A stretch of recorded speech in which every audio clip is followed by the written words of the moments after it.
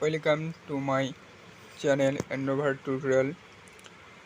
তোমরা যারা D.El.Ed part 2 তারা এক্সাম দিয়ে নিয়েছো, তোমাদের খুব শীঘ্রই এক্সটার্নাল টিচিং যেটা ফাইনাল লেসন প্ল্যান হবে, তার জন্য কী কী খাতা বানাতে হবে এই ভিডিওর মাধ্যমে তোমাদের সেটা দেখাবো।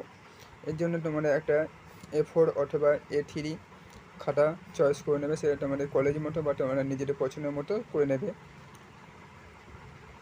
এবং সেখানে একটা সুন্দর করে ফ্রন্ট পেজ তৈরি করবে। সেটা ডিজাইন করতে পারো অথবা সিম্পলি একটু নিজের হাতে লিখতে পারো বা কম্পিউটার প্রিন্ট করেও নিতে পারো।